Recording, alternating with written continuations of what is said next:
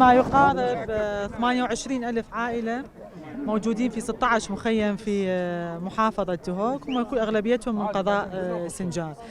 هناك عودة، لكن عودة كلش بطيئة. الوضع الأمني الآن جيد في سنجار، لكن أغلبية الدور هي مهدمة بالكامل. لهذا السبب احنا بدنا نعمل مع بعض المنظمات الدولية وبدنا نعمر هذه المنازل، فبالتالي يعني هناك عودة موجودة لحد الآن، لكنها عودة بطيئة، وقسم منهم يخشى ما تعرض له. لهذا السبب نحن نحتاج أيضا برامج تأهيل نفسي للعودة. دائما وأبدا وإلى الأبد أقول أنه ملف النزوح بالنسبة لي ملف إنساني، وراح أنظر له إذا ولا أقبل أن يسيس هذا الملف أبدا، حتى إذا كانت هناك ضغوطات سياسية. فدائما إرادة الله هي أكبر من الكل، واليوم وضع النازح وضع مأساوي، ويفترض أنه يعامل معاملة إنسانية وليس سياسية. حقيقة كان لنا زيارة لمخيم عربد للوقوف على كل المعوقات والعقبات اللي تعيق من عودة القاطنين في هذا المخيم إلى مناطق سكناهم.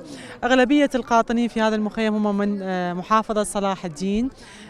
تم التباحث معهم عن أكثر المعوقات، وكانت هي أغلبيتها من الخلافات العشائرية، وكذلك كانت دورهم مهدمة جزئيا أو كليا.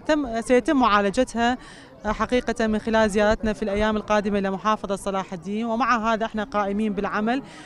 تم تخصيص قطعة أرض لبناء الدور واطئة الكلفة. كذلك هناك مباحثات أيضا مع شيوخ العشائر مستمرة لعودة النازحين. تم إعادة ما يقارب أكثر من 70 عائلة. حقيقة احنا مستمرين بالعودة، لكن هي عودة طوعية. لن نطلب من أي عائلة مقيمة في المخيم الخروج من المخيم والعودة قسريا أبدا، لكن هي نحتاج اليوم أنه يكون أكو تعاون حقيقي مشترك بين الحكومة الاتحادية وحكومة الإقليم.